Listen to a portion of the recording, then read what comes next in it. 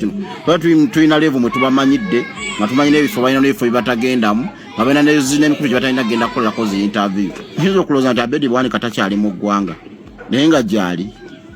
Wali omanyi nti omusajja obulikira ku makya n'amalako ewiiki n'akwata ewiiki nga tayogedde kigambo na kimu.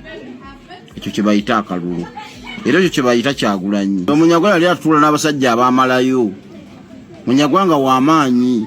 Bw'okuba oba okukulembera kusasa tokiyita kyakuzannya oba muntu munene ne woofiisi ye beezitowa oba n'abakukwatira ensawo ssebo abakukwatira amasimu babeera waawo. Ti omuntu abadde ku levo y'okwesimba ku bwa pulezidenti n'obeerako mu paalamenti yaliko ndowooza emba serabidde meeya najja n'abeerako kyamaani wa Kosase okusibira mu kantu ali mu bibooziboozi. Omanyi akantu kabaamu ebibooziboozi ssebo tolowooza nti akantu kabeeramu mboozi za mulamwa zokka.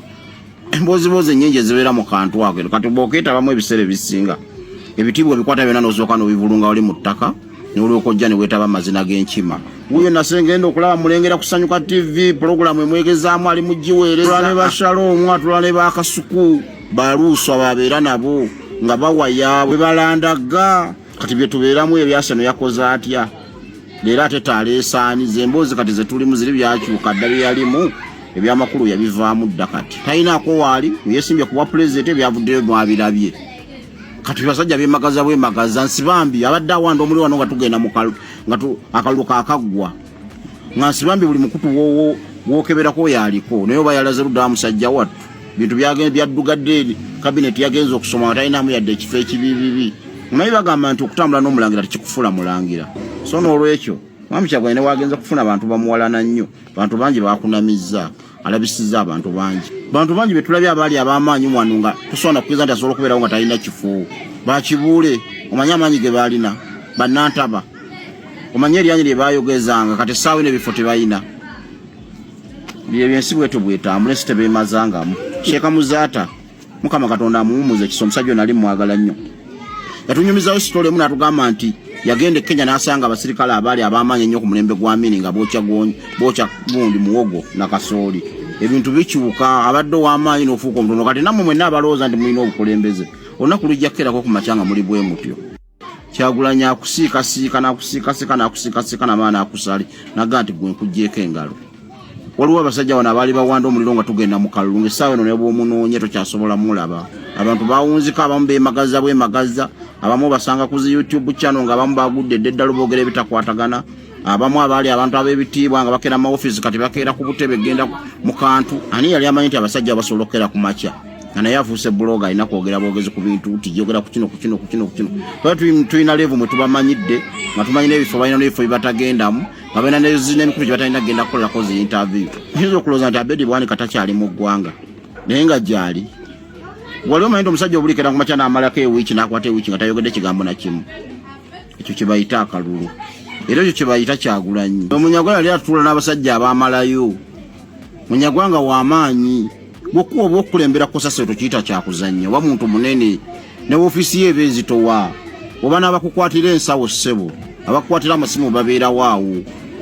Ti omuntu abadde ku levo y'okwesimba ku bwa pulezidenti n'obeerako mu paalamenti yaliko ndowooza emba serabidde meeya najja n'abeerako kyamaani wa Kosase okusibira mu kantu ali mu bibooziboozi. Omanyi akantu kabaamu ebibooziboozi ssebo tolowooza nti akantu kabeeramu mboozi za mulamwa zokka. Emboozibozi ennyingi ezibeera mu kantu ako kati bw'okeetabamu ebiseera ebisinga ebitiibwa bikwata byonna n'osooka n'obivulunga wali mu ttaka n'olyoka ojja ne weetaba amazina g'enkima. Wuyo nasengenda okulaba mulengera kusanyuka TV pulogulaamu emwegezaamu ali mu giweereza. Atula ne Bashaloomu atula ne Bakasuku baluuswa babeera nabo nga bawaya bwe balandaga kati bye tubeeramu ebyaseno yakoze atya leero ate taaleesaaniza emboozi kati ze tulimu ziri byakyuka dda bye yalimu ebyamakulu yabivaamu dda kati talinaako waali yeesimbye ku bwa pulezidenti ebyavuddeyo mwabirabye. Kati basajja beemagaza bwemagaza nsibambi abadde awanda omuli wano nga tugenda akalulu kaakaggwa nga nsibambi buli mukutu wookeberako yaliko naye oba yalaze ludda musajja wattu bintu byaddugadde kabineti yagenza okusoma nga talinamu yadde ekifo ekibibibi. Naye bagamba nti okutambula n'omulangira tekikufuula mulangira. So n'olwekyo Mwami Kyagulanyi ne wagenza kufuna abantu bamuwalana nnyo. Bantu bangi bakunamizza alabisizza abantu bangi. Bantu bangi betulabye abaali ab'amaanyi wano nga tusobola kukwiza nti asobola okubeerawo nga talina kifo. Bakibuule omanya amanyi ge balina bannantaba nga tayogedde kigambo na kimu. Ekyo kye bayita akalulu era ekyo kye bayita Kyagulanyi. Munyagwa yali atula n'abasajja abaamalayo. Munyagwa nga w'amaanyi gwokuwa oba okukulembera Kosase tukiyita kyakuzannya oba muntu munene ne ofiisi ye beezitowa oba n'abakukwatira ensawo ssebo abakukwatira amasimu babeera waawo.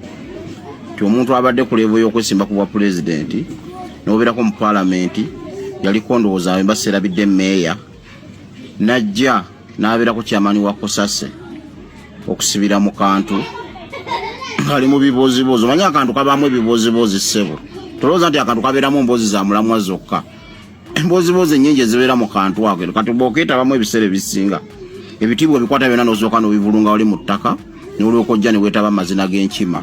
Wuyo nasengenda okulaba mulengera ku Sanyuka TV pulogulaamu emwegezaamu ali mu giweereza. Tulane ba Shalom tulane ba Kasuku baluuswa babeera nabo nga bawaya bwe balandaga kati bye tubeeramu ebyaseno yakoze atya leero ate taaleesaaniza emboozi kati ze tulimu ziri byakyuka dda bye yalimu ebyamakulu yabivaamu dda kati talinaako waali yeesimbye ku bwa pulezidenti byavuddeyo mwabirabye.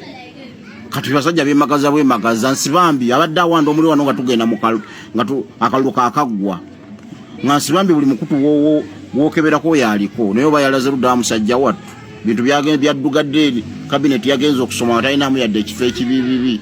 Naye bagamba nti okutambula n'omulangira tekikufuula mulangira. So n'olwekyo Mwami Kyagulanyi ne wagenza kufuna abantu bamuwalana nnyo. Abantu bangi baakunamizza alabisizza abantu bangi. Bantu bangi betulabye abaali ab'amaanyi wano nga tosobola kukiriza nti asobola okubeerawo nga talina kifo. Bakibuule omanye amaanyi ge baalina bannantaba omanye eryanyi lye baayogezanga kati essaawa n'ebifo tebalina. Byensi bwetu bwetambula ensi tebeemazangamu. Sheeka Muzaata Mukama Katonda amuwummuze ekisa omusajja ono ali mwagala nnyo.